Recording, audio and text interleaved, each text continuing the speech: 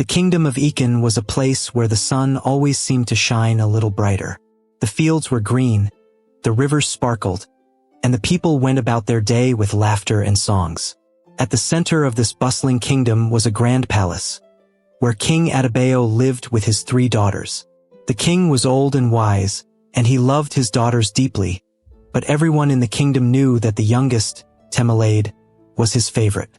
Temelaide was not just beautiful. She had a smile that could light up even the darkest room. Her kindness was something everyone in Ekin admired. When people talked about her, they always said the same thing. She's not just pretty. Her heart is pure. Temelaide would often go into the village, helping anyone in need, from feeding hungry children to tending to the sick. It was no surprise that the people adored her. Her older sisters, Folashade and Abike, were also beautiful, but their hearts were nothing like Temelaide's. They didn't care much about the people in the village. They liked fancy clothes, expensive jewelry, and being the center of attention. Folashade, the eldest, was known for her sharp tongue and her love for competition. She always wanted to be the best at everything. Abike, the middle sister, followed Folashade's lead and often joined her in mocking Temelaide for being too kind. "Why do you waste your time with these people?" Folashade had asked Temelaide one day as she handed bread to a hungry child in the village square. "They're not royalty. They're just villagers." Temelaide's eyes softened as she looked at her sister. "They may not be royalty, but they are our people. A good leader cares for everyone, not just themselves." Folashade scoffed, tossing her braids over her shoulder. "You sound like one of those old storytellers. Do you think kindness will get you anywhere? The world doesn't work like that, little sister." But Temelaide didn't argue. She never did. Instead, she smiled and went back to helping the child, leaving her sisters to grumble behind her. Life in the palace went on like this for years until one day, news spread through the kingdom like wildfire. Prince Tund of Age Kingdom was coming to Ekin. He was not only handsome but also one of the most eligible bachelors in the region. His kingdom was wealthy, and his bravery in battle was legendary. Every maiden in Ekin dreamed of becoming his wife, and Folashade and Abike were no different. When the prince arrived at the palace, the entire royal family gathered to welcome him. Folashade wore her finest dress, her hair perfectly styled, and her smile dazzling. Abike was no less prepared, her jewelry sparkling in the sunlight as she curtsied before the prince. Temelaide, however, stood quietly at the back, wearing a simple gown. She wasn't one for showing off, and she certainly didn't think a prince would notice her. But notice her he did. From the moment Prince Tund stepped into the palace courtyard, his eyes kept drifting to Temelaide. When he spoke, his voice was warm, but it was clear who had caught his attention. "Your Majesty," Tund said, bowing to King Adebayo, "your daughters are truly remarkable, but one stands out like the moon on a dark night." Folashade's heart leaped. Surely he meant her. She had spent hours perfecting her look for this moment. But then Tund's gaze shifted to Temelaide, who was nervously looking at the ground. "Princess Temelaide," he said, his voice full of admiration, "your beauty is matched only by your kindness. It would be an honor to know you better." The courtyard fell silent. Folashade and Abike's faces darkened with shock and anger. Temelaide, on the other hand, blushed deeply, unsure of what to say. King Adebayo smiled proudly, knowing that the prince's choice was a testament to Temelaide's character. Over the next few days, Prince Tund spent every moment he could with Temelaide. They walked through the palace gardens, talked about their dreams, and laughed as if they had known each other for years. The people of Ekin were overjoyed. Their beloved princess had found someone who valued her for who she truly was. But not everyone was happy. Folashade and Abike's jealousy grew with each passing day. They had tried everything to gain the prince's attention, playing instruments, reciting poetry, even trying to outshine each other in conversation. Yet nothing worked. Tund only had eyes for Temelaide. One night, as the two sisters sat in Folashade's room, their frustration boiled over. "This isn't fair," Folashade hissed, pacing the room. "How could he choose her over us?" Abike frowned, twisting a bracelet around her wrist. I don't understand it either. She's so plain. What does he see in her? Folashade stopped and turned to her sister, her eyes blazing. It's not just about him choosing her. Don't forget the law. The first princess to marry becomes the heir to the throne. Abike's eyes widened as the realization hit her. If Temelade marries him, she'll become queen one day. She'll have everything. Exactly, Folashade said, her voice low and dangerous. We can't let that happen. Abike hesitated, her voice dropping to a whisper. What are you saying, Folashade? Folashade stepped closer, her expression cold. I'm saying we need to stop her. One way or another. Abike swallowed hard, her heart racing. She had never seen her sister like this before, and it frightened her. But a small, dark part of her agreed. They couldn't let Temelade take everything from them. Not without a fight. As the sisters plotted in the shadows, Temelade and Prince Tund continued to grow closer, oblivious to the storm brewing around them. The palace buzzed with preparations for their wedding, and the people of Ekin couldn't wait to celebrate their princess's happiness. But happiness has a way of attracting trouble, and Temelade's joy would soon face a test she could never have imagined. The night was quiet except for the rustling of leaves in the wind. Folashade and Abike huddled in Folashade's room, their whispers sharp and urgent. We need to act now, Folashade said, her voice firm. If we wait any longer, the wedding will be too close. Abike wrung her hands, her nervousness clear. But what can we do? She's always surrounded by people, and Father would never forgive us if we— Do you think I care about Father's forgiveness? Folashade snapped, her eyes flashing with anger. This is about us, about our future. If Temelade takes the throne, we'll be nothing. Do you want to live in her shadow forever? Abike's lips pressed into a thin line. No buts, Folashade cut her off. She leaned in, her voice dropping to a whisper. We'll tell her about the ritual of Ogun. Abike's eyes widened. The ritual of Ogun? But that's just a story to scare children. It's not real. It doesn't have to be real, Folashade said with a sly smile. Temelade is so trusting. She'll believe anything we say. We'll tell her it's a sacred ritual she has to perform before her wedding. Something about seeking Ogun's blessing for a happy marriage. Abike's brow furrowed. And then what? What happens when she goes to the forest? Folashade's smile widened, but there was no warmth in it. We make sure she doesn't come back. Abike gasped, her hand flying to her mouth. Folashade, you can't mean that. She's our sister. She's our competition, Folashade snapped, her voice harsh. If you want to spend your life as a nobody, that's your choice. But I won't. Temelade has to go. Do you understand me? Abike's hands trembled in her lap. She didn't answer right away, but the fear and anger in Folashade's eyes left her no choice. Slowly, she nodded. Okay, what do we do?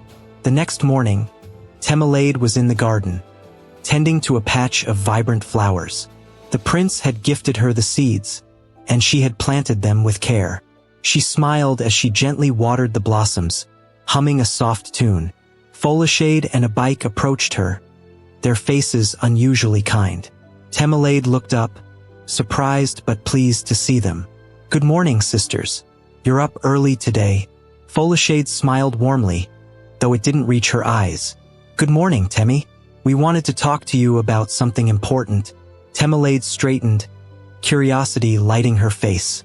Oh, what is it? Abike hesitated, glancing at Folashade, who gave her a reassuring nod. We were talking last night about your wedding, Folashade began, her voice soft and serious. And we realized there's something you haven't done yet. Temelade tilted her head, confused. What do you mean? The ritual of Ogun, Abike said quickly, her voice shaky but earnest. It's an old tradition. Every bride in our family has to do it before their wedding. It's supposed to bring blessings and protection. Temelade frowned.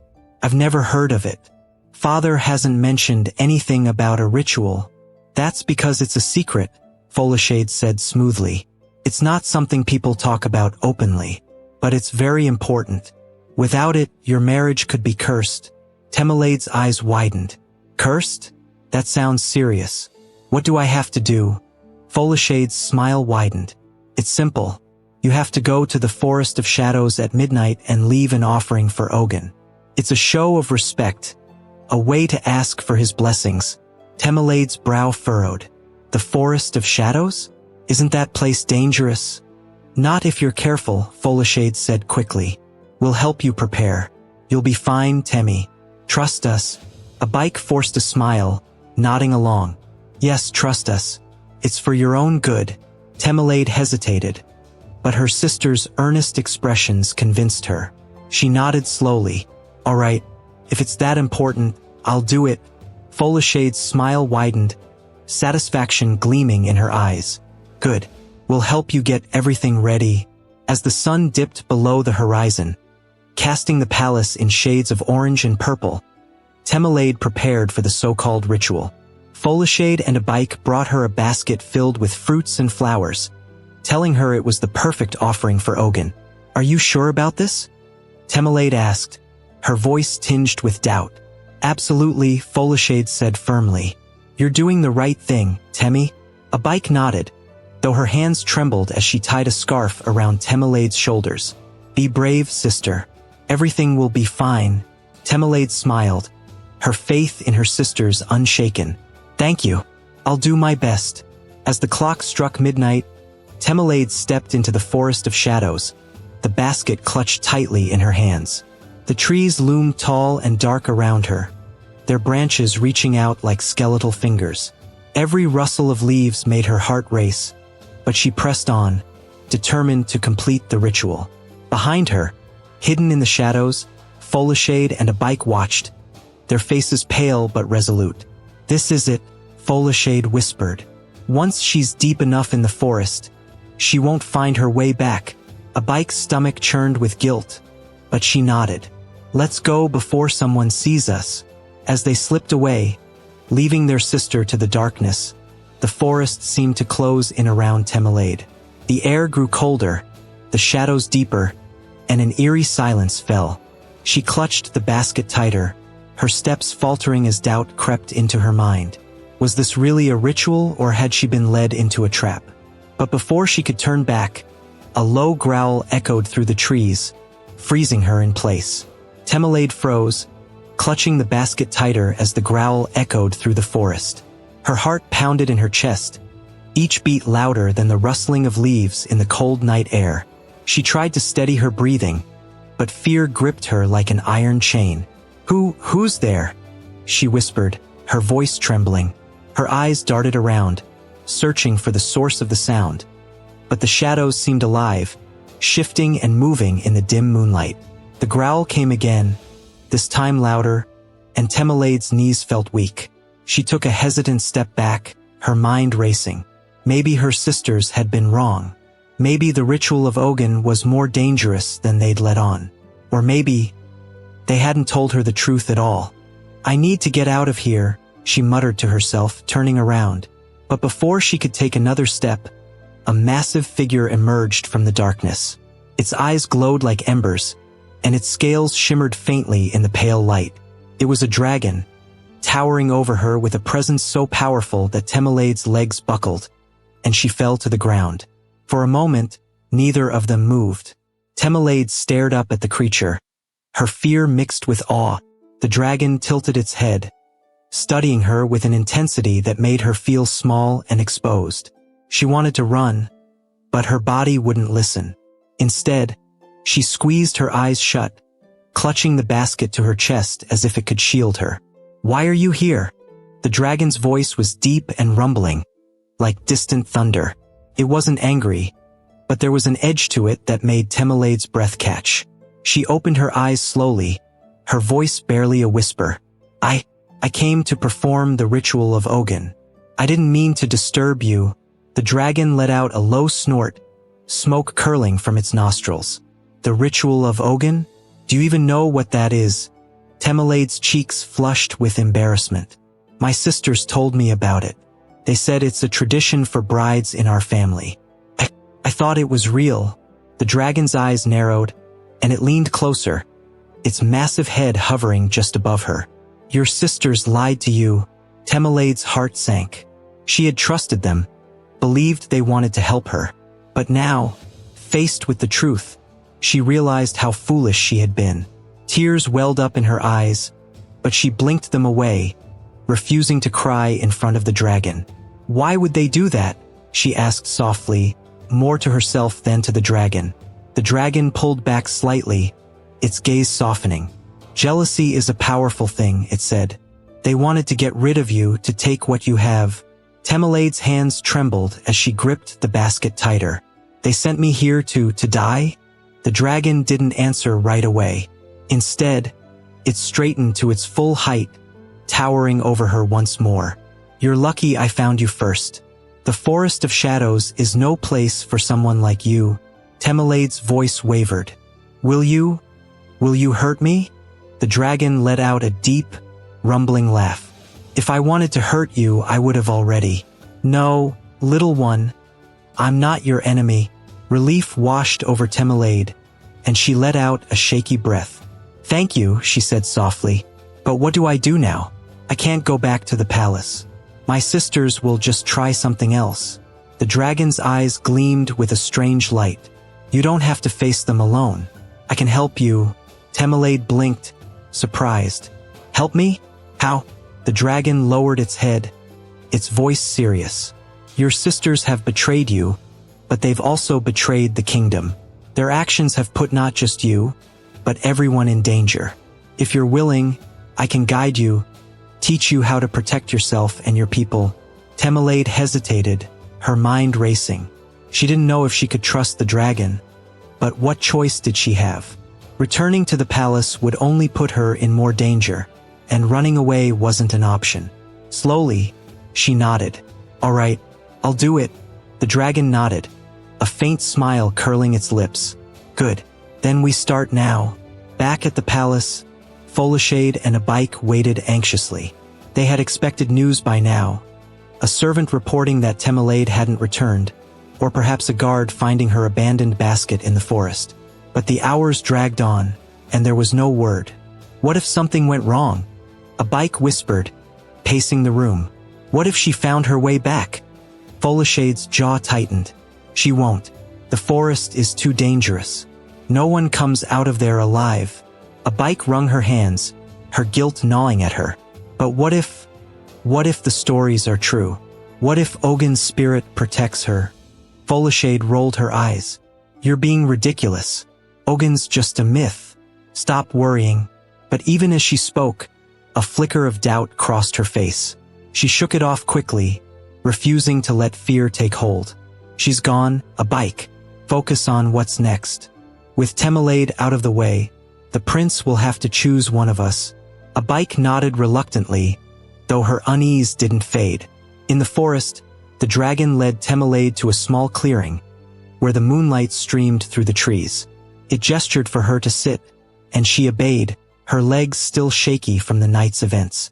If you're going to survive, you need to learn to be strong, the dragon said. Not just in body, but in mind and spirit.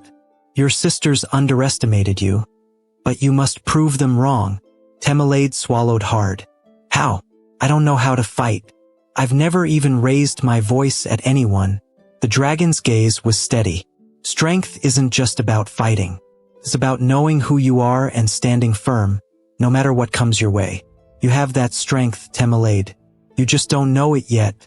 Temelade looked down at her hands, doubt creeping in. I don't feel strong. The dragon's voice softened. You came into this forest alone, knowing the risks. That took courage. And you chose to trust me even when you had every reason to run. That takes strength too. Don't underestimate yourself. Temelade looked up, meeting the dragon's eyes. For the first time that night, she felt a spark of hope. Maybe she could do this. Maybe she could prove her sisters wrong and protect her kingdom. All right, she said, her voice steady. I'll try. The dragon nodded, its smile returning. Good. Now let's begin. The early morning light filtered through the dense trees of the forest, casting long shadows across the ground. Temelade stood in the clearing, her hands trembling slightly as she gripped a branch the dragon had given her to use as a staff. The air was cool, but her palms were slick with sweat. She wasn't sure if it was the physical exertion or the lingering fear from the night before. "Focus, little one," the dragon's deep voice rumbled, its golden eyes watching her every move. "You cannot protect yourself if your mind is elsewhere." Temelade's lips tightened, and she straightened her posture, planting her feet firmly on the ground. "I'm trying," she said, her voice a mix of frustration and determination. "This is all so new to me." The dragon snorted, a puff of smoke curling from its nostrils. "Of course it's new. You've spent your life being kind and gentle. But the world is not always kind, Temelade. And sometimes you must be strong to protect what matters most." Temelade looked down at the branch in her hands, her fingers tightening around the rough bark. "What if I'm not strong enough?" she asked softly. The dragon leaned closer, its massive head lowering until it was level with her face. "Strength isn't just about muscles or weapons," it said. "It's about courage. The courage to stand when you want to run. The courage to speak when you want to stay silent. And the courage to keep fighting, even when you think you've already lost." Temelade swallowed hard, the dragon's words sinking in. She took a deep breath and nodded. "All right, let's try again." Back at the palace, Folashade paced the length of her room, her face a mask of barely concealed frustration. "It's been a whole day," she said, her voice sharp. "Why hasn't anyone said anything?" A bike sat by the window, wringing her hands. Maybe she's still in the forest," she said, though her voice lacked conviction. "Or maybe the creatures got her." Folashade stopped pacing and glared at her sister. "And what if she made it back? What if she's sitting somewhere, plotting against us?" A bike's eyes widened. "She wouldn't do that. Temmy's not like us. She wouldn't hurt anyone." Folashade crossed her arms, her expression cold. "She doesn't have to. All she has to do is tell father or the prince what we did. Do you think they'll just forgive us?" A bike's face paled, and she looked down at her lap. "What do? We watch. We listen. And if she comes back..." Folashade's voice trailed off, but the hard edge in her tone left no doubt about what she meant. In the forest, the training continued. The dragon had Temelade run through drills, teaching her how to move quickly and stay balanced. At first, she stumbled often, her movements clumsy and uncertain. But with each attempt, she grew more confident. Again, the dragon said as she fell for the third time. Temelade pushed herself up, her knees aching, but she didn't complain. "I'm trying," she said through gritted teeth. "You're not just trying," the dragon said, a hint of approval in its tone. "You're improving. That's what matters." Temelade looked up at the dragon, surprised by the praise. "Do you really think so?" The dragon nodded. "Courage and persistence. Those are the seeds of strength. Keep at it, little one." Temelade smiled faintly, her determination renewed. "I will." By the third day, Temelade's body ached in ways she hadn't thought possible, but her movements were sharper, more controlled. She could dodge and strike with the staff, her confidence growing with each passing hour. "Good," the dragon said as she landed a solid blow against a tree trunk. "Now let's see if you can do it under pressure." Temelade frowned. "Under pressure?" The dragon grinned, revealing rows of sharp teeth. "Let's see how you handle a moving target." Before she could ask what that meant, the dragon swung its massive tail toward her. Temelade yelped and jumped back, barely avoiding the sweeping blow. "What are you doing?" she shouted, her heart racing. "Testing you," the dragon said, its voice calm but firm. "The world won't wait for you to be ready, Temelade. You must be prepared for anything." Temelade's grip tightened on the staff, and she squared her shoulders. "Fine, let's do this." The dragon's grin widened, and it lunged again, its movements surprisingly fast for its size. Temelade dodged, her instincts kicking in as she tried to predict the dragon's next move. Her heart pounded, but she stayed focused, her training guiding her actions. After what felt like an eternity, the dragon pulled back, nodding in approval. "You're learning." Temelade collapsed to the ground, gasping for breath. "That was intense." The dragon chuckled, its voice rumbling like distant thunder. and necessary. The world is full of challenges, little one. You must be ready to face them. Back at the palace, whispers began to spread. Servants had noticed Temelade's absence, and questions were being asked. King Adebayo summoned Folashade and a bike to his chambers, his expression grave. "Where is your sister?" he demanded, his voice heavy with worry. Folashade feigned innocence, her expression calm. "We don't know, father. She said she wanted to take some time to herself. Perhaps she went to the village." King Adebayo frowned, suspicion flickering in his eyes. "The village? For 3 days? Why didn't you tell me this sooner?" A bike shifted uncomfortably, avoiding her father's gaze. "We didn't think it was important," she mumbled. The king's frown deepened. "Find her," he said, his voice firm. "Send the guards if you must. I want my daughter back." As the sisters left the chamber, a bike turned to Folashade, her voice a panicked whisper. "What do we do now? If the guards find her?" Folashade's expression hardened. "They won't. And if they do, we'll handle it. Temelade won't ruin this for us." In the forest, Temelade stood at the edge of the clearing, her staff in hand.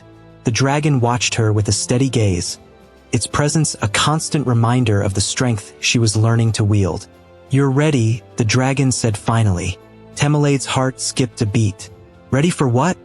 "To return," the dragon said. "Your kingdom needs you, Temelade. It's time to show them who you truly are."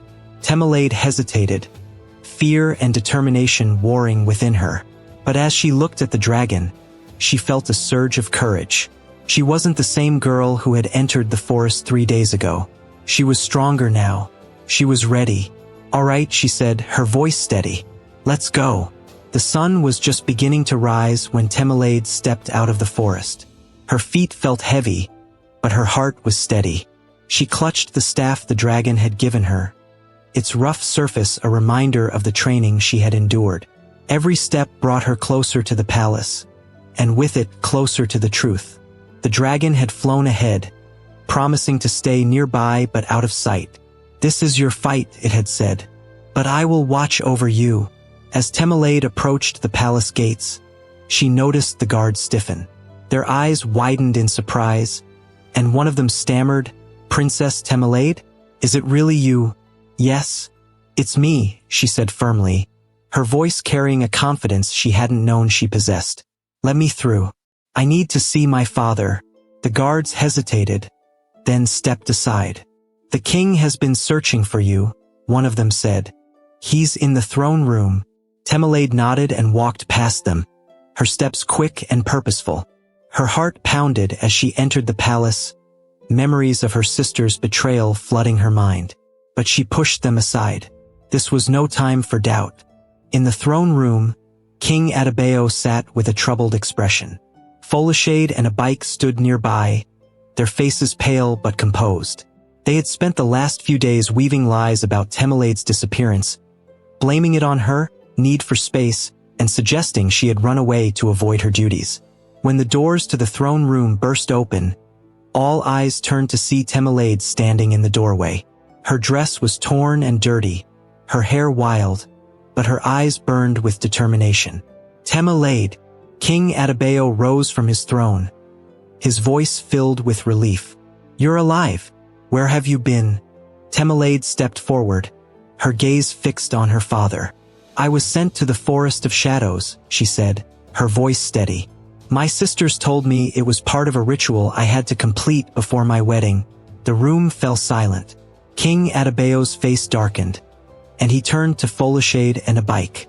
"Is this true?" Folashade's eyes darted nervously, but she quickly composed herself. "Father, she must be mistaken. We only suggested she take some time to prepare herself. We never told her to go to the forest." A bike nodded, though her hands trembled. "Yes, that's all we said. We never meant for her to get hurt." Temelade's grip tightened on her staff, her voice rising. "You're lying. You told me about the ritual of Ogun and said it was a tradition. You knew the forest was dangerous, but you sent me there anyway." Folashade's face twisted in anger. "You have no proof," she snapped. "It's your word against ours." "Enough!" King Adebayo's voice thundered, silencing the room. He looked at Temelaide, his eyes filled with concern. "Tell me everything, my daughter. Leave nothing out." Temelaide took a deep breath and recounted the events of the past few days. How her sisters had manipulated her, how she had entered the forest alone, and how the dragon had saved her.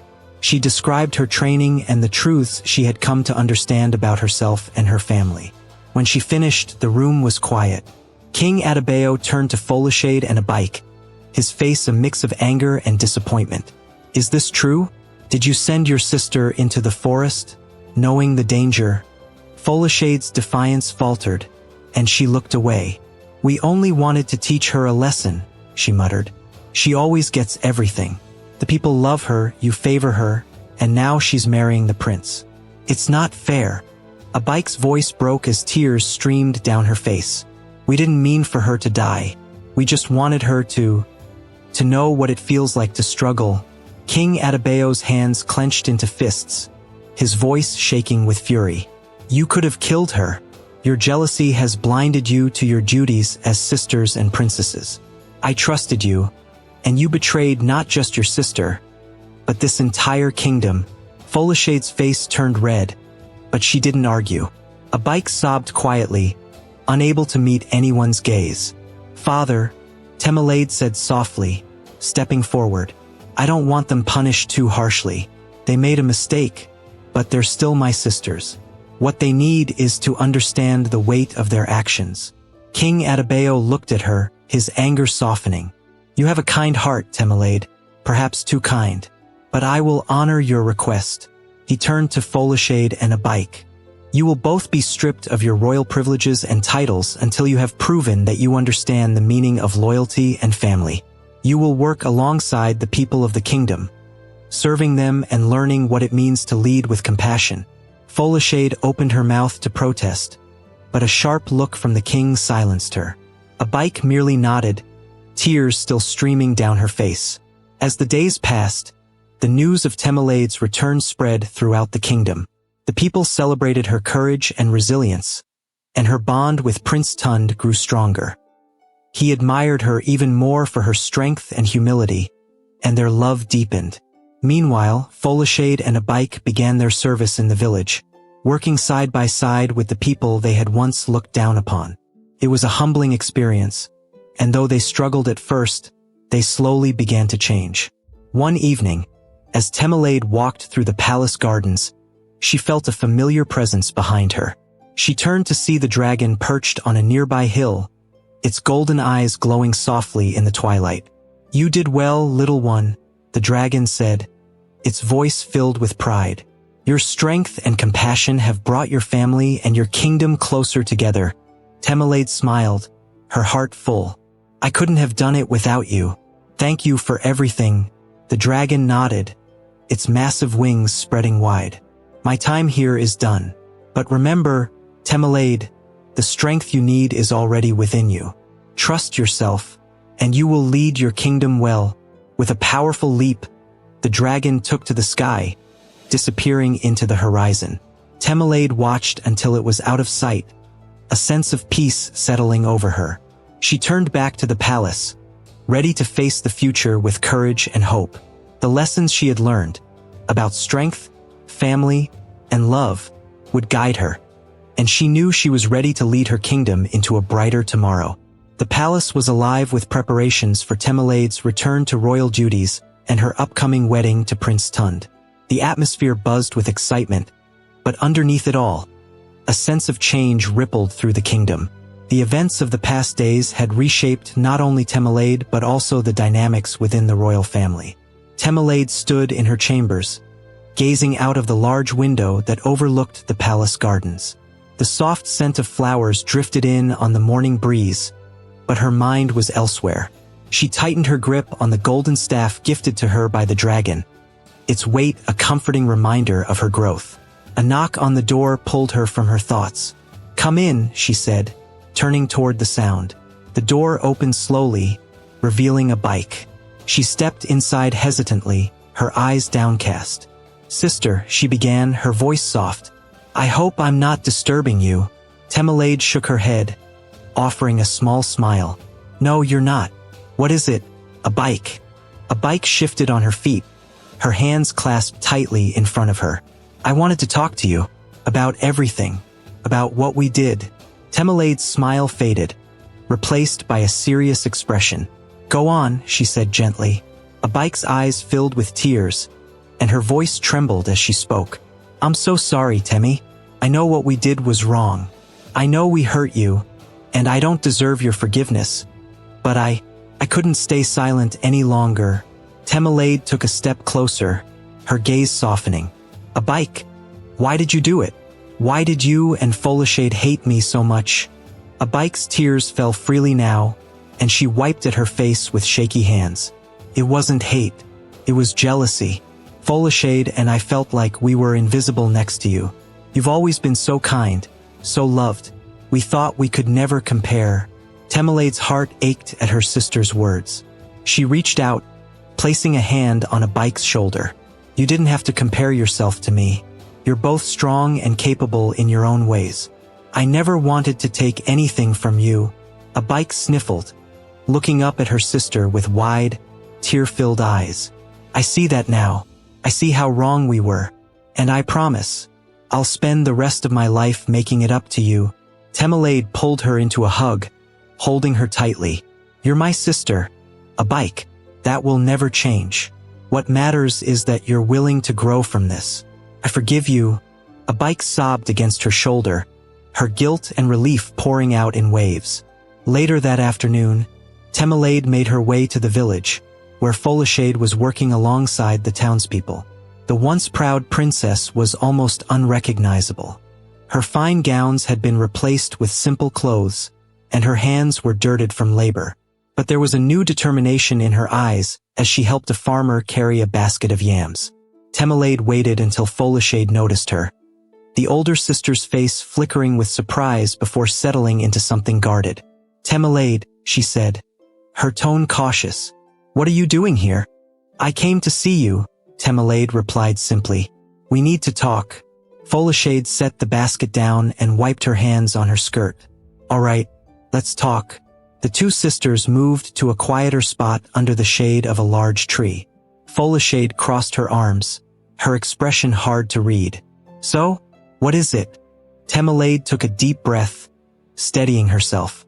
I know why you did what you did. A bike told me everything. But I need to hear it from you. Folashade's jaw tightened, and for a moment, she said nothing. Then she sighed, her shoulders slumping. I wanted to be queen, she admitted. I thought if I could get rid of you, the path would be clear. But now I see how foolish I was. I thought being queen was about power and glory, but it's so much more than that. Temelade's voice was gentle. It's about serving others. It's about putting the needs of the kingdom before your own. Folashade nodded, tears glistening in her eyes. I see that now. Working here, helping these people, it's taught me what being a leader really means. I don't know if I'll ever deserve forgiveness, but I'll keep trying to be better.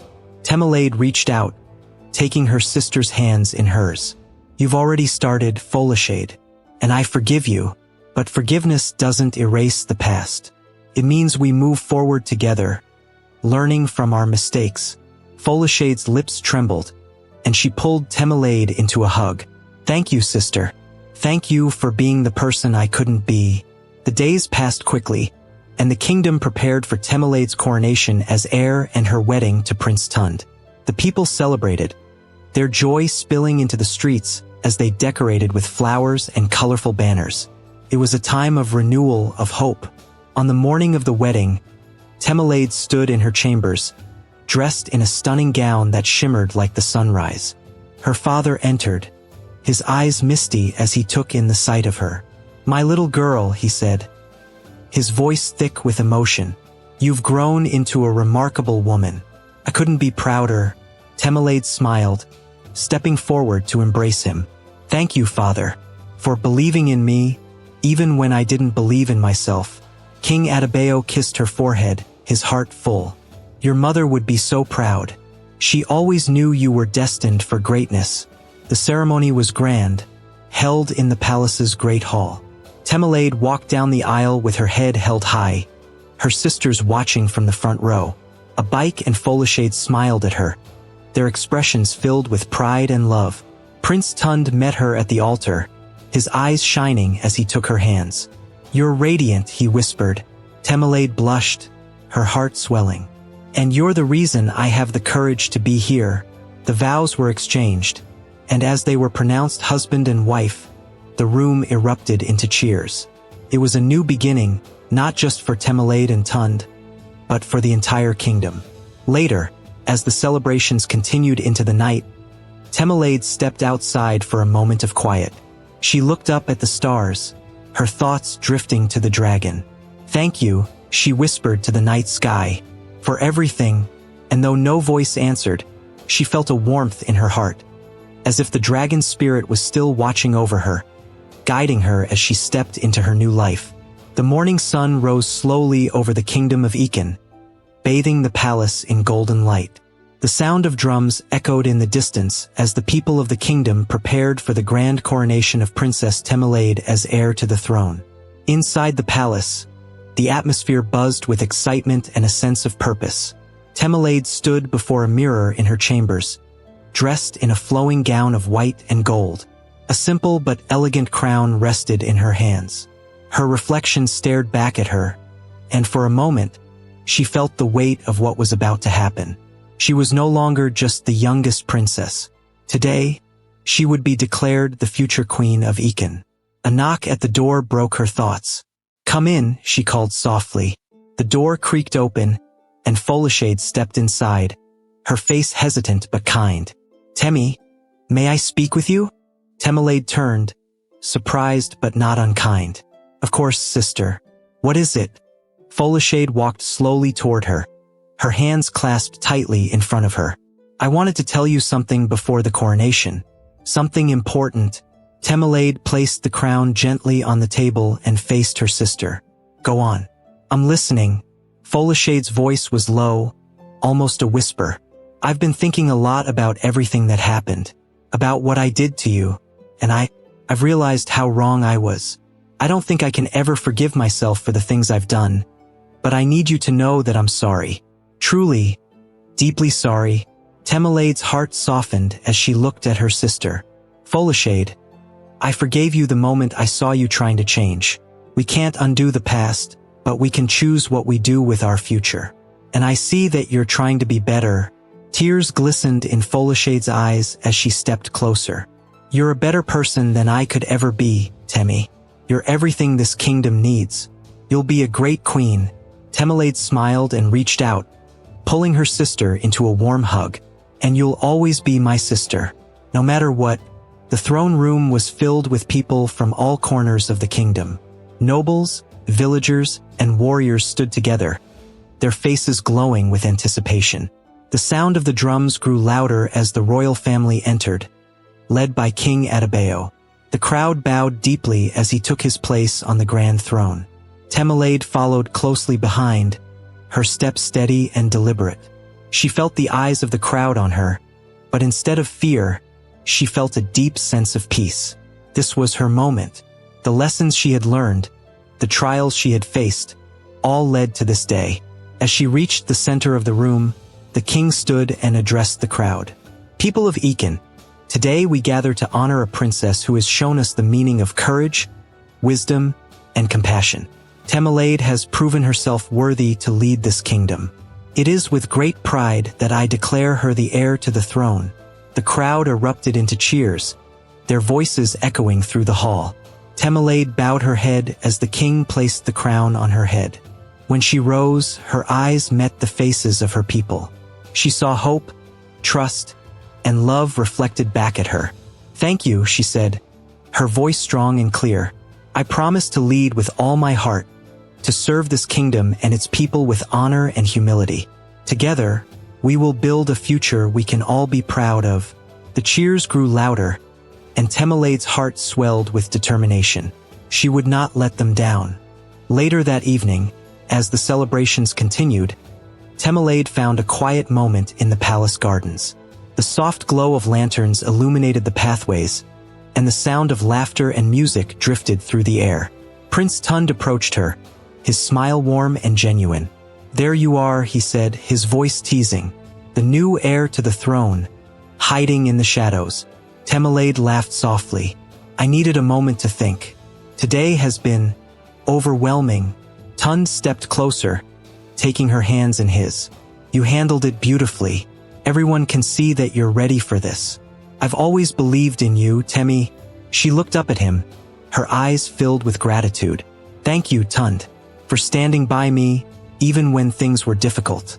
I couldn't have done this without you." He smiled, his eyes twinkling. "You're stronger than you realize. But I'll always be here, no matter what." They stood in silence for a moment, the weight of the day giving way to a quiet sense of joy. The future was uncertain, but together, they felt ready to face whatever came their way.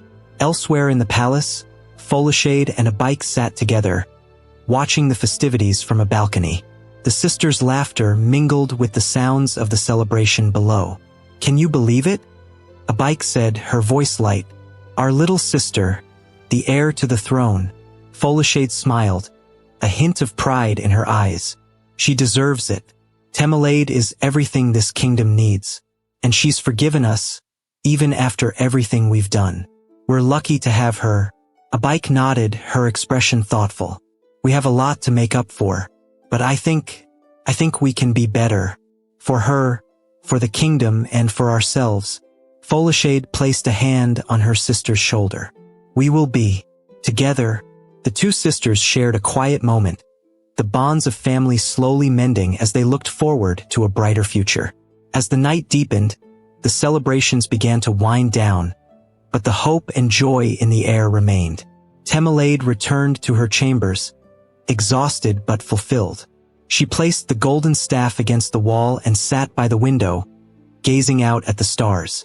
The dragon's voice echoed in her mind, a reminder of its parting words. "The strength you need is already within you. Trust yourself, and you will lead your kingdom well." Tamerlane smiled softly, her heart full of gratitude. She didn't know what challenges lay ahead, but she knew she was ready. With her family by her side, her people behind her, and her own inner strength, she felt prepared to embrace the future. And so, as the stars shone brightly over Ekin, the story of Princess Tamerlane, the heir, the sister, the leader, entered a new chapter, one filled with promise and light. The morning after Tamerlane's coronation, the palace courtyard was bustling with life. The vibrant colors of decorations from the night celebrations still adorned the walls, and servants moved quickly to clean and organize. But the kingdom was not just waking up to a new day, it was waking up to a new era. Tamerlane stood on the balcony overlooking the courtyard. She wore a simple yet elegant gown, the light fabric flowing in the gentle breeze. Her golden staff was in her hand, and the crown on her head gleamed under the sun. The weight of her new responsibilities was heavy, but she felt ready. The lessons she had learned in the forest, the trials she had faced with her family, and the love of her people gave her strength. A knock on the door broke her thoughts.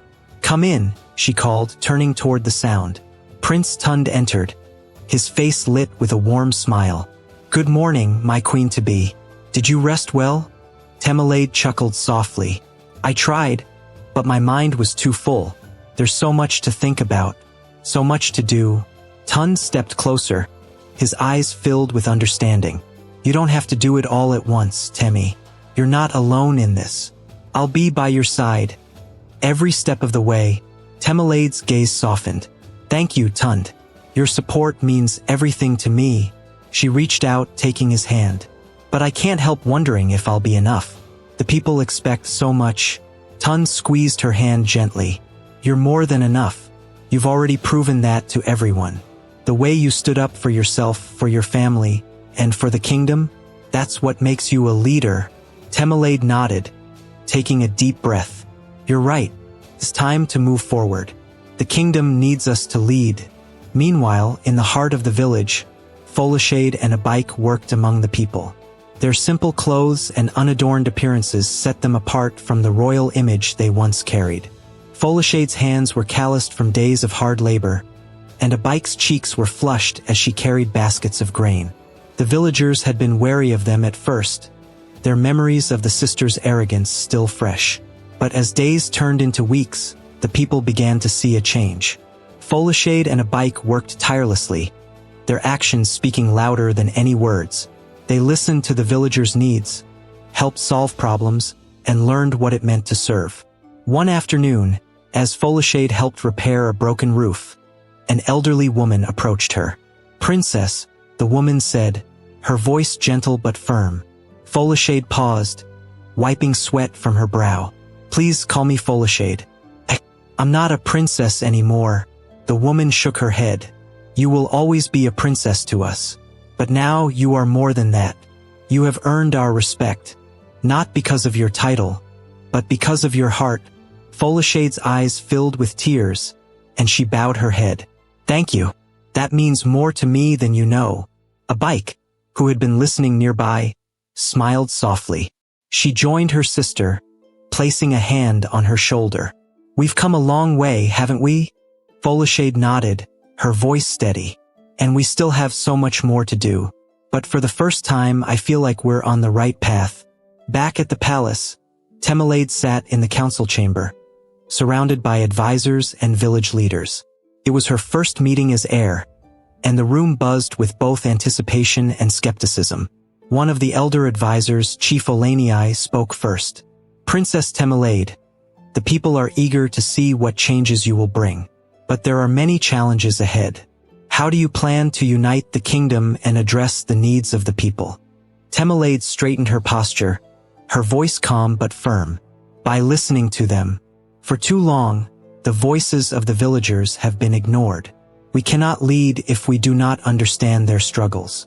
My first priority is to establish councils in every region, where representatives of the people can bring their concerns directly to us." A murmur of approval spread through the room, though a few faces remained skeptical. "And what of the treasury?" another advisor asked. "The kingdom's resources are stretched thin. How do you plan to manage that?" Temelade paused, considering her response. "We will start by reducing unnecessary expenditures at the palace. The people come first. If we lead by example, others will follow." Chief Olanei's stern expression softened, and he nodded. "A wise answer, Princess. I believe you will do well." The meeting continued late into the afternoon, with Temelade addressing each concern thoughtfully. By the end, even the most doubtful advisors seemed convinced of her capabilities. As night fell, Temelade stood once again on the balcony, looking out over the kingdom. The lights of the village twinkled like stars, and the faint sound of laughter reached her ears. "You're thinking again," Tun's voice came from behind her. He stepped up beside her, his presence comforting. Temelade smiled. "I can't help it. There's so much to do, so much to learn." Tund wrapped an arm around her shoulders. "And you'll handle it all just like you always do. One step at a time." She leaned into him, her heart full. "I couldn't do this without you," he chuckled. "And I wouldn't want to do anything without you. We're a team, Temi. Always." As they stood together, watching over their kingdom, Temelade felt a deep sense of peace. She knew the road ahead would be challenging, but she was ready. With her family by her side, her people behind her, and her own strength guiding her, she knew they would build a brighter future together.